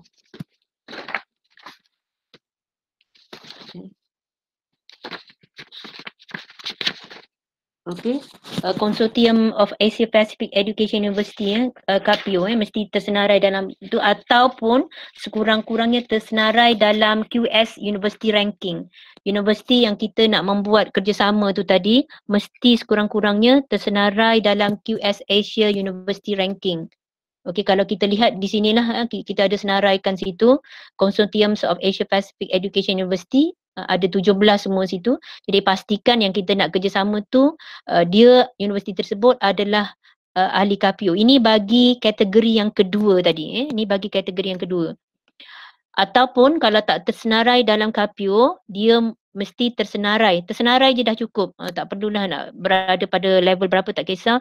Yang penting sudah cukup tersenarai dalam QS Asian University Ranking. Boleh check dekat website ni kalau nak semak sama ada tersenarai ataupun tidak. Okey, domain GPS pada kali ini kita buka kepada sastra dan sastra etisas pendidikan saja. Ini disebabkan oleh kita punya kekangan dari segi bajet kita lah. Geran-geran yang kita nak tawarkan tu sekiranya sains dan teknologi mesti minimum 20K. Jadi memikirkan tentang kemampuan itu untuk kali ini kita terpaksa membuka hanya untuk pendidikan sahaja. Okey, sama juga ada subdomain tetapi subdomain ini tidak begitu spesifik seperti yang pada GPUBP tadi. Tapi ada 5 subdomain iaitu pelaksanaan dasar dan isu pendidikan semasa, pengajaran dan pembelajaran, pentaksiran alternatif, profesionalisme guru dan kemenjadian murid. Jadi di situ boleh pilihlah mana-mana subdomain. Ada penerangannya di dalam setiap subdomain tersebut lah. Contoh untuk yang pertama tu mengkaji pelaksanaan dasar pendidikan semasa seperti pendidikan merentas aliran STEM, stream, pentaksiran dan apa-apa pelaksanaan dasar pendidikan semasa yang lain dibolehkan. Begitu juga dengan pedagogi tadilah yang kreatif inovatif ataupun pendidikan dan kaedah lain pun boleh dipohon dalam GPS ini. Begitu juga untuk lain-lain subdomain. Jadi pastikan mesti menepati subdomain-subdomain ini di dalam permohonan RIMS GPS tersebut. Okey, syarat permohonan GPS. Okey, tempoh perkhidmatan. Okey, GPS kita dah buka daripada 1 Mei tetapi kita tutup lebih awal iaitu pada 15 Jun. Iaitu penyelidik ada masa 1 bulan setengah. Okey, daripada tarikh 1 Mei lebih kurang ada 1 bulan, tak sampai sebulan lagi lah untuk mengisi permohonan ini. Okey, jadi sama, okey, kaki tangan akademik kontrak boleh pohon tapi mesti berbaki permohonan itu tadi, mesti berbaki servisnya. Okey, servis must be at least 1 year from 15 June 2020. Balance of your service must be at least 1 year from 15 June 2020. Sama cuti belajar sabbatical postdoctoral bagi penyidik-penyidik mengikuti ini yang nak bercuti, yang sedang bercuti, tidak layak memohon, tidak mengetuai sebarang geran-geran penyelidikan, tak kisahlah apa-apa geran penyelidikan tadi, semua jenis GPU, okey, yang berdaftar dengan, semua geran berdaftar dengan RMIC, tak kiralah geran NCDRC pun kita daftarkan dengan RMIC dan dikira juga sebagai PI, itu pun kalau ada mengetuai tak layak untuk memohon. Okey. Dan kalau ada geran-geran yang telah tamat, pastikan jurnal artikel accepted baru boleh memohon GPS ini. Kalau tak memenuhi lagi KPI tersebut, masih belum layak untuk memohon geran GPS, kita mohon penyelidik settlekan dulu isu-isu yang berkaitan dengan geran-geran yang lepas. Penyelidik bersama dimestikan mempunyai penyelidik bersama dalam bidang kepakaran yang sama, fakulti yang sama, maksimum 3 penyelidik bersama. Sama macam yang tadi. Okey, permohonan GPU yang ditawarkan serentak pun sama macam tadi, iaitu boleh mohon GPU BP, tapi kalau dapat dua-dua pilih salah satu je. Okey, pemohon FRGS 2020 kalau berjaya dapat FRGS, berjaya juga dapat GPS, hanya boleh pilih, tak boleh teruskan GPS tapi boleh gantikan dengan next appointed leader dengan syarat next appointed leader tu memenuhi kriteria bagi permohonan GPS ni semua lah. Makna dia tak ada mengetahui mana geran, kalau ada artikel semua dah settle, sudah accepted, tak cuti belajar dan sebagainya lah. Okey. Jika ada permohonan etika pendidikan manusia yang perlu dilakukan, perlu laporkan dalam kemajuan laporan yang pertama lah. Okey, untuk GPS ini kita mohon supaya penyelidik hanya pilih salah satu kategori saja. Kalau dia nak mohon dua-dua tu tak benarkan. Hanya boleh pilih satu saja. Kalau kategori 1 tadi iaitu dengan 3 institusi, itu kategori 1. Kalau kategori 2 untuk dengan universiti atau industri daripada luar negara. Skop penyelidikan rakan kerjasama. Yang kita maksudkan dengan rakan kerjasama ini, collaborator kita, ini bukan co-researcher collaborator. Yang ini contohnya tadi katalah kita nak membuat kerjasama dengan Universiti Semarang. So Universiti Semarang itu adalah rakan kerjasama kita. Jadi skop penyelidikan yang dilakukan oleh Universiti Semarang mesti sama dengan UPSI. Contohnya kalau kajian itu berkaitan dengan pendidikan khas contohnya. Jadi mungkin UPSI melihat skop pendidikan khas dalam kalangan murid. Mungkin Universiti Semarang melihat pendidikan khas dalam konteks ICT. Okey, jadi tapi skop penyelidikannya sama iaitu masih dalam pendidikan khas lah, ruang lingkup yang sama. Okey, jadi skop penyelidikan yang dijalankan oleh rakan kerjasama perlu sama dengan penyelidik UPSI. Dan tadi maknanya ada satu projek UPSI, satu kumpulan. Ada satu kumpulan lagi daripada Universiti Semarang. Ahli dalam kalangan penyelidik UPSI itu adalah ahli-ahli dalam UPSI lah. Mesti menepati syarat yang tadi tu. Yang Universiti Semarang dia ada ahli-ahli dia lah tertakluk kepada peraturan universiti dia. Okey, tapi kita nak ada rakan kerjasama daripada tu yang menjalankan skop penyelidikan yang sama. Bukan yang daripada Universiti Semarang punya ketua tu letak juga dekat dalam kita punya research, co-researcher kita. Bukannya kita ada kita punya team, mereka pun ada mereka punya team. Okey, dana penyelidikan dalam bentuk keuangan dengan jumlah yang hampir sama dengan yang dipohon oleh penyelidik UPSI. Bukti agihan dana perlu ada selepas projek diluluskan. Itu kita minta nantilah selepas bukti-bukti keuangan. Sebab sebelum ni yang kita pohon adalah penyelidik kena ada satu surat letter of intent daripada rakan kerjasama ni. Untuk kali ni tak perlu lagi yang itu. Isi dalam RIMS tapi memang ada maklumat yang diperlukan dalam RIMS. Contohnya adalah maklumat tentang siapa collaborator kat sana, institusi mana, itu perlu dimasukkan. Tetapi tidak perlu sehingga nak dapatkan letter of intent. Sebab kita perlu lakukan proses penilaian dulu. Yang sebelum ini kita terima je dulu, kemudian kita terus bagi saja, kita nilai dan kita bagi. Kali ni kita nilai dulu. Kalau macam proposal itu menepati kehendak yang kita nak diluluskan, barulah kita mohon supaya proses yang seterusnya lah, iaitu MOA dan sebagainya. Maknanya tidak semestinya you mohon GPS, you terus dapat. Maknanya ada proses penilaian, 2 kali penilaian iaitu di peringkat fakulti dan juga di peringkat universiti. Tempoh 2 tahun, ceiling pun sama seperti yang tadi 5,000 ke 10,000 maksimum. 1 artikel jurnal Scopus di peringkat accepted, yang ini adalah KPI untuk setiap projek.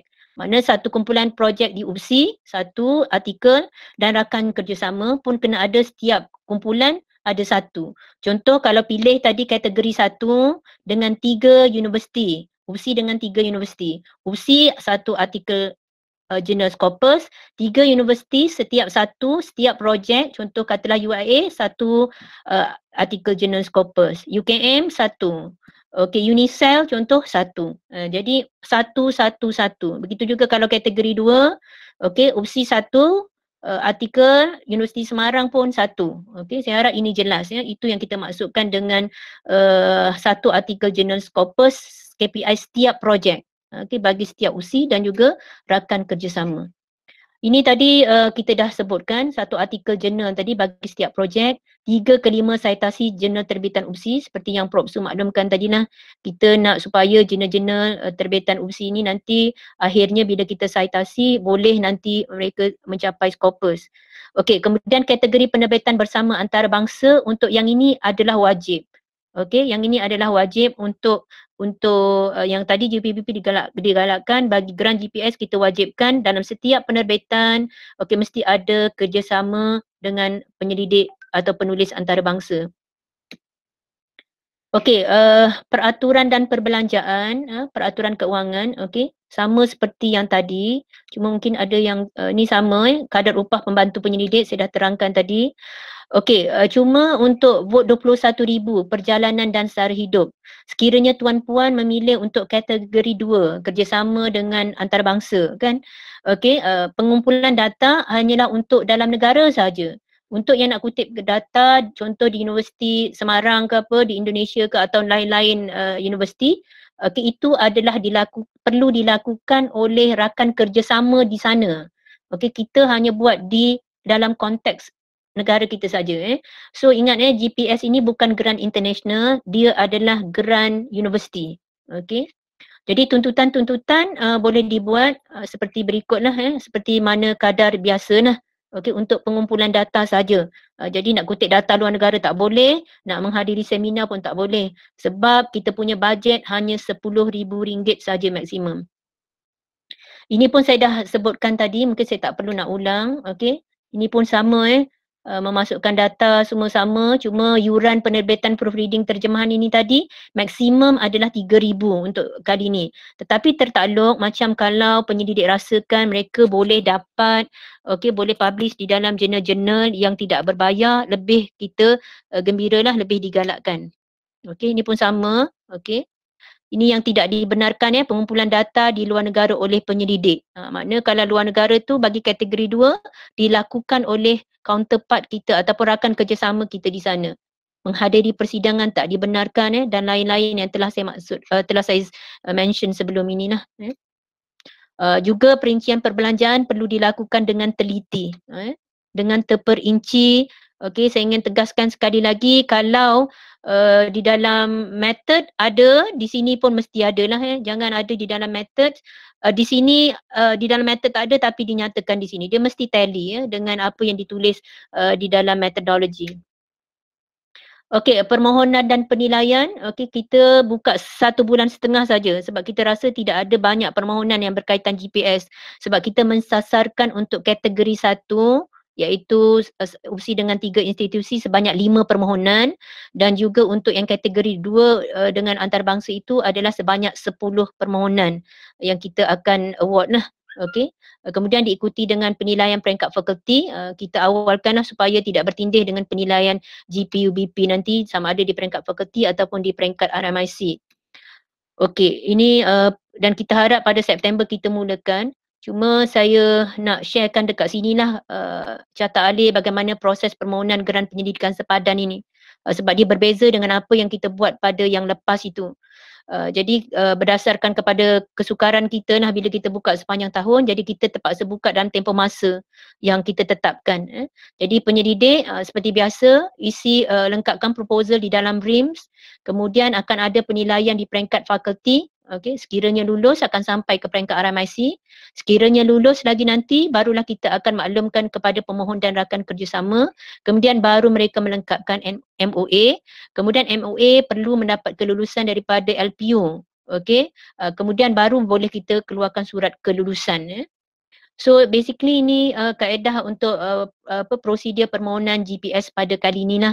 Saya harap semua penyelidik jelas lah.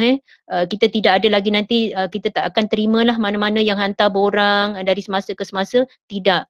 GPS kita akan buka mengikut tempoh masa yang telah kita tetapkan dan melalui 2 peringkat penilaian. Okey, ini tadi pun saya dah kongsikan bersama penyelidik. So saya rasa itu sahaja. Ada apa-apa yang nak ditanya di sini?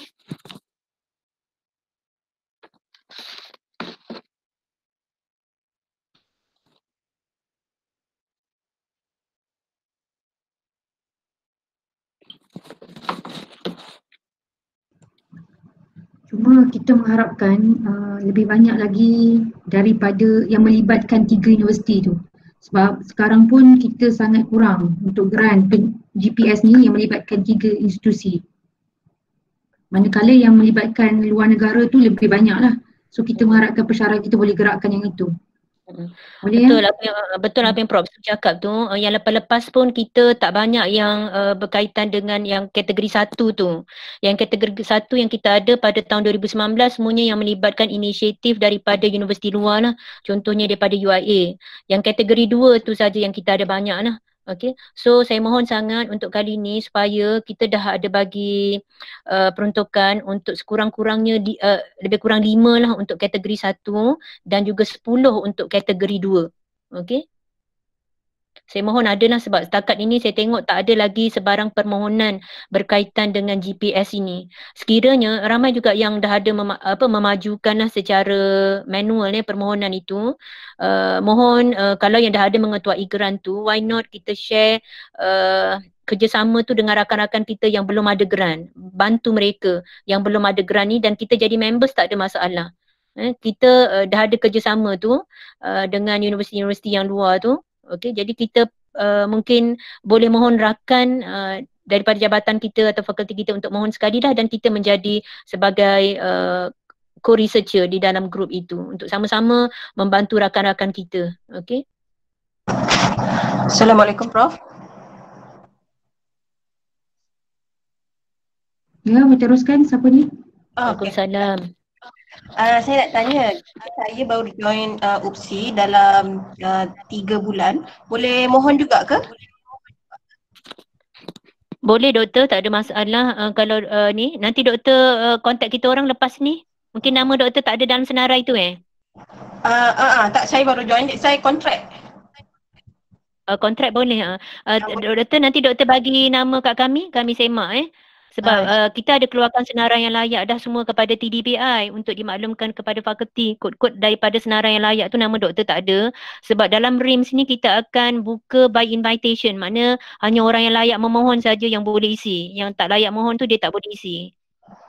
Okey, satu lagi Prof, saya nak tanya, jika baki kontrak ada 3 bulan lagi, boleh mohon juga ke? Baki kontrak ada 3 bulan tak boleh memohon. Okey, baki kontrak mesti sekurang-kurangnya 1 tahun daripada tarikh penyelidikan tamat, iaitu untuk GPUBP tadi 30 Jun, maknanya you kena kira daripada 30 Jun setahun daripada tu. Maknanya tahun depan tu at least sampai 30 Jun lah, lebih kurang tahun depan tu ada berkhidmat lagi dengan USI. Kalau tak boleh. Okey, itu saja. Terima kasih Prof. Okey, sama. Nanti bagi makluman InsyaAllah.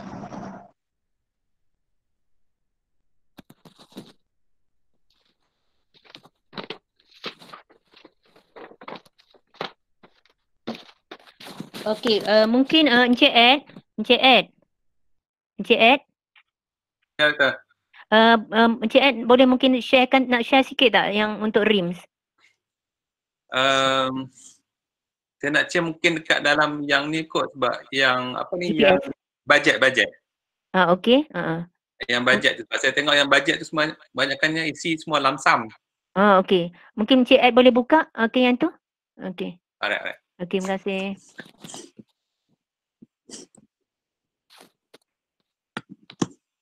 Saya pun ingin menyeru jugalah sementara menunggu Cik Ed kepada rakan-rakan pensyarah untuk sama-sama mengikut apa yang ditetapkan lah. Sebab kalau minta RMIC atau fakulti sahaja yang menguruskan, yang tengok, yang teliti, contoh ada juga satu penilaian yang kita lihat, satu permohonan yang kita lihat lebih daripada shilling pun. Kan, sampai macam tu penyelidik tak perasan. So benda-benda teknikal macam ni kalau boleh penyelidik dah cover, dah tengok siap-siap, jadi mudahkan di peringkat fakulti, mudahkan juga di peringkat RMIC untuk tujuan teknikal part ni. Ya? Boleh ya? Okey, teruskan Cik Ed. Boleh nampak tak? Cik, sebenarnya Dr. Narjan. Boleh. Ya, Dr. doktor Narjan, sorry ganggu. Ya, boleh. Nak tanya sikit. Boleh tak dalam method tu, proses pengumpulan data ada plan A, plan B dalam proposal kita? Menurut saya plan A yang asal, sekiranya PKP ni diteruskan tahun depan, apa plan B dia? Okey, kalau nak tulis macam tu, macam saya sebutkan tadi lah, sepatutnya kita pun dah aware lah berkaitan dengan new norm yang kita perlu lakukan. Jadi kita bolehlah integrate dalam proposal kita tersebut lah. Tertakluk kepada penyelidik lah. Okay, tetapi kita tak wajibkan lah. Kalau dia dah terus tulis sebaiknya, dia dah tahu dah apa yang akan dihadapi, dia dah terus tulis lah. New norm tu kita dah boleh integrate terus dah dalam proposal kita tu. Okay, thank you. Doktor nampak ada? Nampak. Nampak. Okay. Alright. Kalau ikutkan yang kita masukkan dengan apa each vote tu itemized by vote tu, ini yang contoh yang saya bagi ya. Okey, contoh macam sekarang ni, kita ambil professional service ni, yang kita perlukan daripada penyelidik adalah dia kena masuk satu-satu. Kan, sebelum ni professional service masuk token, kemudian dia bagi buat dia cuma dalam satu je. Tapi yang kita perlukan each item ni satu-satu tu ada dia punya itemnya. Ini sebabnya nanti apabila kita punya proposal yang tidak lulus, sebab kita nak integrate dengan kita punya kewangan nanti. Sebab kewangan kita nanti kita akan, dia punya belanjaan tu kita akan tengok based on item. Kalau contoh macam, saya bagi contoh lah. Saya nak minta izin pada pemohon, salah seorang pemohon lah, saya akan beri contoh lah. Yang ada buat permohonan ni, saya nak tunjuk sebab ini nak untuk kita sama-sama belajar. Okey, contoh mana? Okey, contoh macam ni ya. Ini saya tunjuk dia punya sampel lah, sampel dia punya bajet. Okey. Kalau tengok sini, ini bukan itemized, ini dia grouping. Contoh macam travelling and transportation, dia masuk ke semua. Memang dalam ni dia A, B, C, D, E ni. Tapi dia sebenarnya satu. Yang kita perlukan adalah step satu ni, A ni satu, B ni satu, C ni satu. Okay. Dia kalau macam yang travel and transportation tak ada masalah sangat lah. Tapi yang untuk macam supply dengan professional service ni, kalau boleh dia minta supaya diasingkan. Contoh macam editing berapa? Editing satu item, transcribe satu item, kemudian service for publishing in height index journal ni satu item. Okay. Dia akan jadi macam ni lah. Okay. Satu-satu dia punya itemnya tu. Maksudnya, maksudnya penyelidik kena masukkan satu-satu, bukan dalam satu grup yang sama. Ya. Tidak, sebelum ni dia boleh apa buka yang ni, kemudian dia masuk je bawah ni. Contoh ni apa dia, kertas mana dia? Okey, dia boleh masuk ni kertas berapa dia punya ni, 500 contoh kan. Kemudian external HD katakan berapa tu? HD 500 kan.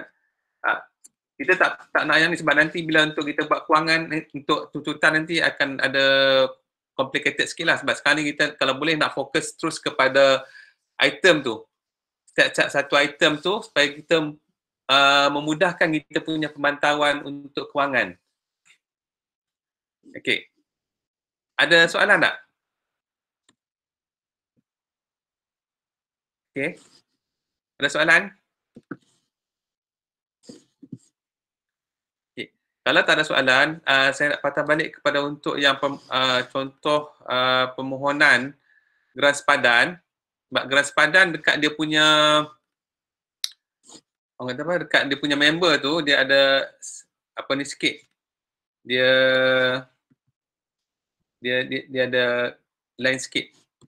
Sekejap ini ke? Apa ni?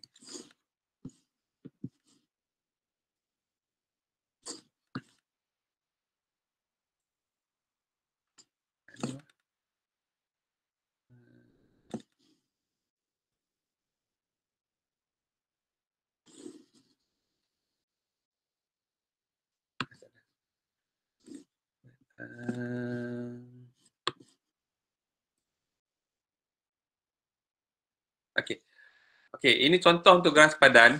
Apabila dalam geran sepadan nanti, untuk member, dia akan ada 3 jenis. Satu, UFSI staff. Yang keduanya, external. Yang ketiganya, collaborator. So, yang untuk UFSI staff buat macam biasalah. kan, tuan-tuan macam kan.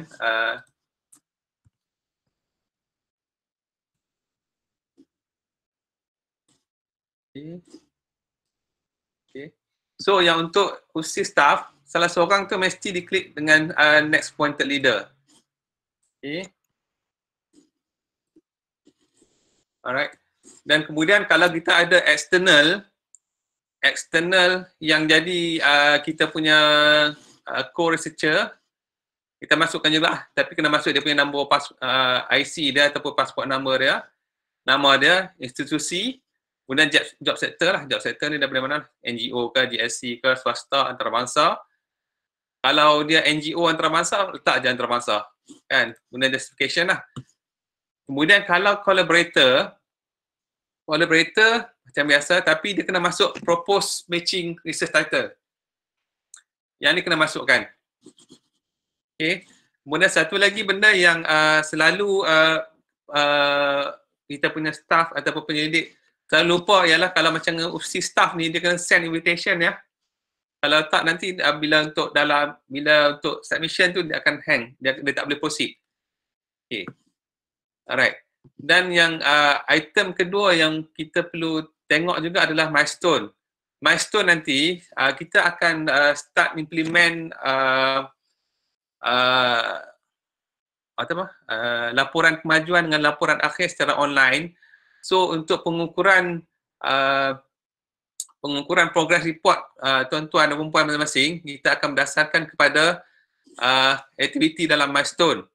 Okay, so setiap aktiviti itu tuan-tuan kena masukkan berapa persen daripada aktiviti itu yang merangkumi keseluruhan aktiviti lah. So the whole research is 100%. So from activity 1, how many percent from that activity? So nanti ini kita akan buat untuk sebagai orang kata apa? Progress report nanti lah. So progress report nanti tuan-tuan dan perempuan tak akan masuk dah 25%, 60%. Semua bila tuan-tuan kata activity 1 ni complete, maknanya sekarang dia dah complete 10%. So kalau activity 1, activity 2 complete, maknanya dah 25% daripada progress report tuan-tuan. Okay. Dan yang tadi tu yang saya cakap tadi adalah dari segi inilah apa bajet tadi. Bajet tadi make sure di-itemkan. Okay. Jadi macam ni. Jangan dia grouping kan. Right. Okay. Ada soalan tak?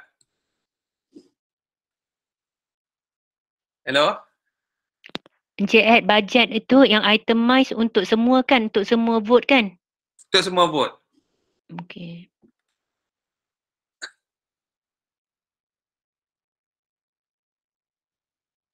Ada soalan? Kalau tak ada, saya serahkan balik pada Dr. Nojan. Okay dah? Okey, terima kasih banyak Encik Ed. Okey, saya buka lagi kepada mana-mana penyelidik yang nak tanya apa-apa lagi berkaitan dengan GPUBP dan GPS. Saya tengok yang dekat dalam chat ni dah dijawab semuanya oleh pengarah dan juga oleh Puan Akmal, Encik Ed semua dah jawab ya.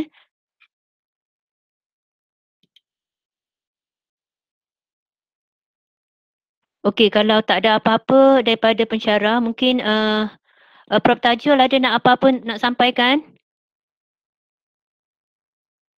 Okey, daripada Dr. Abu Zahrin ni, boleh mohon kedua-dua geran ke tidak? Okey, boleh mohon doktor. Tapi jika dapat dua-dua, kena pilih salah satu je.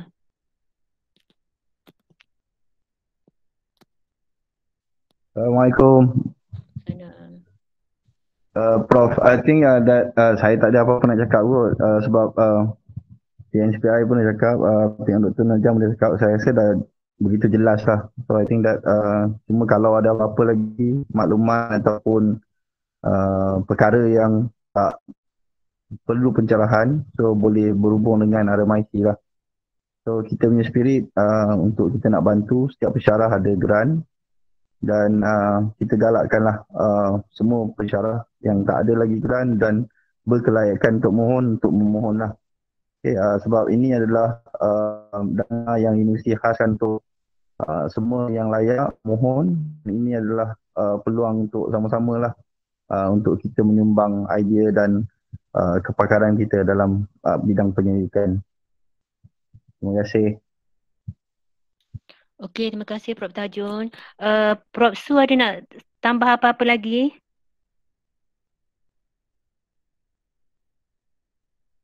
Prof Suryani ada lagi ke dekat dalam ni? Ada Tuan Jen. Tak apa, saya cuma nak tambah sikit saja iaitu kita kena kalau boleh hasrat kita kali ni sehingga kalau boleh dapat 200 dapat 200 lah. Ya Tuan Jen kan? Tapi kalau tak ada so kita harapkan banyak permohonan daripada rakan-rakan pensyarah dan ingatlah hashtag kita research for all and all for research. So sama-sama kita buat untuk bukan saja untuk kita tetapi kita buat research beyond academic, something that ada takers dan bermanfaat untuk semua. So saya juga ambil kesempatan ni, tu Dr. Faizal Nizam ni pun ada kat sini, baguslah ahli PK sampai akhir. Okey, dan kita harapkan sangat kepada rakan-rakan pensyarah juga untuk manfaatkanlah yang PKP kita ni. Kita target 200 paper pun untuk PKP ni, alhamdulillah kita capai. Kita teruskan sehingga dapat kalau boleh 300 lah sebab PKP disambung PKPB disambung sampai Jun So harap dapatlah sampai 300 paper, manfaatkan waktu-waktu cuti ni dan juga saya nak mengambil kesempatan ni jugalah untuk mengucapkan selamat menyambut Ramadan, selamat menyambut Aidilfitri dan minta maaf zahir dan batin mana-mana yang terkasar, terlebih dan terkurang, saya pun mohon maaf dan semoga kita sama-samalah dapat Lailatul Qadar insya-Allah. So itu saja dari saya Dr. Nurjan.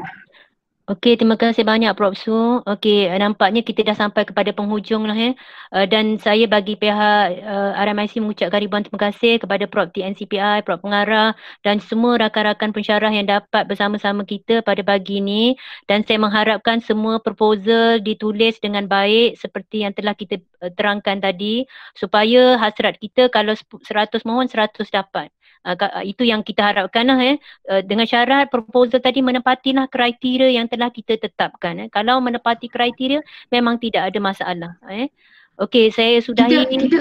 Kita mohon juga Dr. Faizal Nizam ni cakap sikit. Okey, Dr. Faizal ada apa-apa nak cakap ataupun diminta bercakap oleh Prof TNCPI tu? Okay, Assalamualaikum warahmatullahi wabarakatuh. Salam sejahtera semua. So ahli PK, jangan tidur. Mohonnya grant, mohon grant. Pastikan semua mengetuai grant. Kita support UPSI, kita support TNCPI kita. Semoga semua berjaya. InsyaAllah semua akan berjaya lah orang kata dapat kenaikan pangkat semualah dengan ada grant-grant ni semua ya. Amin. Rajin-rajinlah menulis rajin-rajin menulis artikel. Kita support UPSI lah PK akan sentiasa menyokong daripada belakang lah we'll always be there lah. So apa-apa pun selamat hari raya, maaf zahir batin. Okay. Sama-sama doktor, sama-sama. Terima kasih semua staff ahli PK yang support sentiasa hasrat universiti bukan hasrat TNCPI, hasrat universiti dan untuk kita menjadi universiti 3R. Untuk kita mencapai hasrat universiti sebagai universiti nombor 1 pendidikan. Okey, dengan itu kita akhirilah pertemuan kita pada pagi ni Saya ucapkan selamat Hari Raya Aidilfitri, maaf zahir dan batin. Terima kasih semua. Terima kasih doktor. Selamat Raya kepada semua. Okay, selamat Raya, maaf zahir batin semua. PK duit raya tak ada. PK tak bagi duit raya ke? Dah bagi hanya